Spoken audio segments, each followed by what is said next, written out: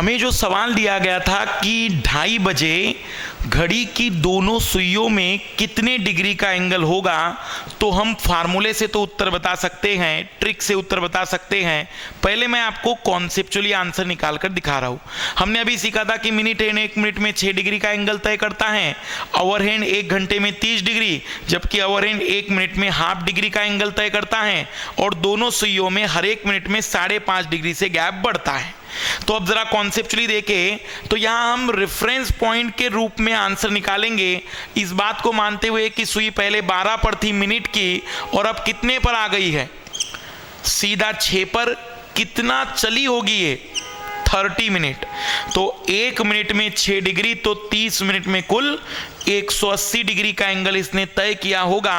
तो our hand भी तो आगे आया है, 12 पर थोड़ी है, अब वो 2 और 3 के बीच में है।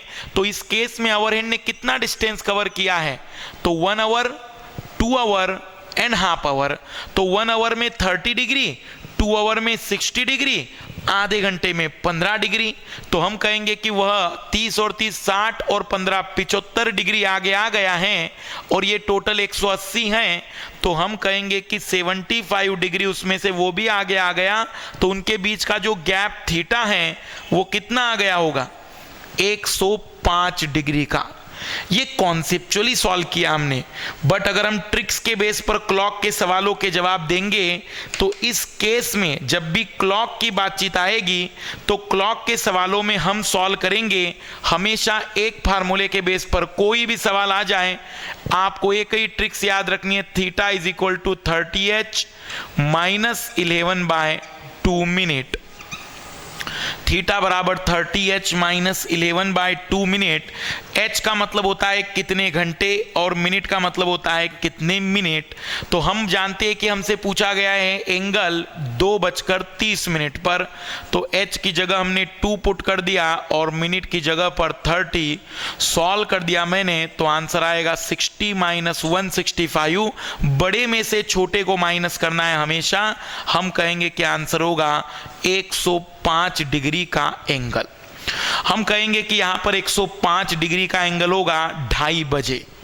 अब मैं आपको कुछ सवाल सॉल्व करके दिखा रहा हूं इस ट्रिक्स के बेस पर कि हमें अगर सवालों के जवाब देने हैं तो आइए देखते हैं इस ट्रिक्स के बेस पर कई सारे सवाल क्या आंसर माने जाएंगे और क्या आंसर नहीं होंगे।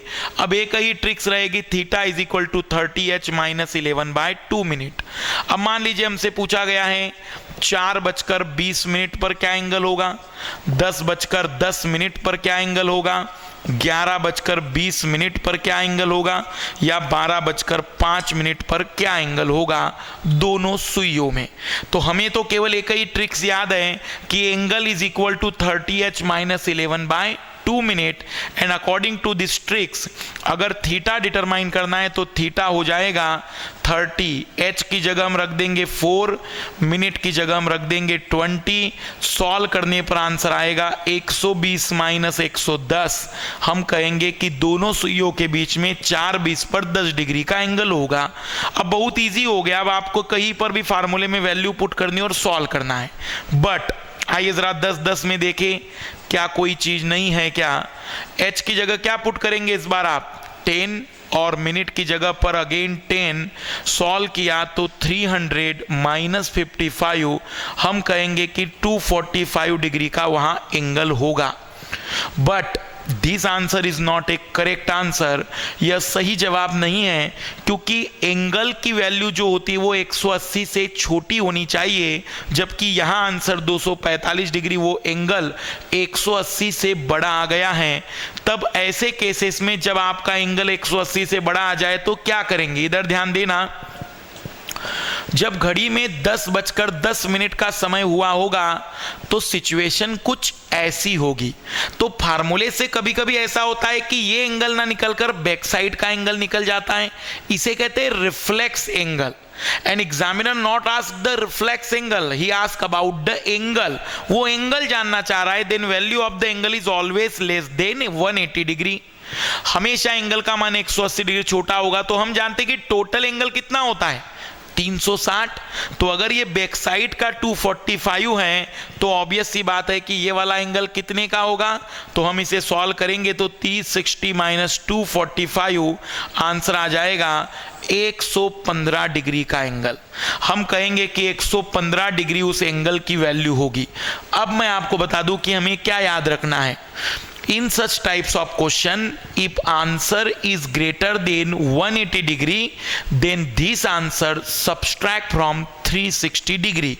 इन सवालों में अगर आपका उत्तर 180 डिग्री से बड़ा आता है तो आपको फिर इन सवालों को 360 में से घटाना होगा आंसर को, तब आप एंगल बताएंगे। लेकिन अगर एग्जामिनर ने पूछा होता रिफ्लेक्स एंगल तो सीधा उत्तर 245 होता, क्योंकि रिफ्लेक्स एंगल उसी को कहते हैं जो उसकी वैल्यू 180 डिग्री से बड़ी होगी।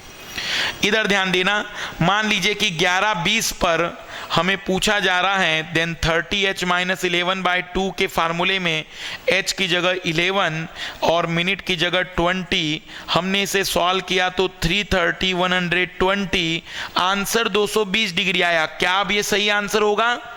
नहीं। क्यों? क्योंकि 220 की वैल्यू भी 180 से बड़ी है। तब हमें फिर से उसे सॉल्व करने के लिए 220 को 360 से माइनस करना पड़ेगा और हम कहेंगे कि आंसर कितना होगा? 140 डिग्री।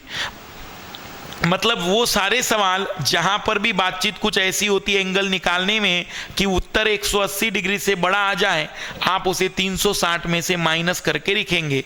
बाकी हमारी ट्रिक्स में जब भी 12 आ जाए तो 12 का मतलब आप 0 लिख दीजिए।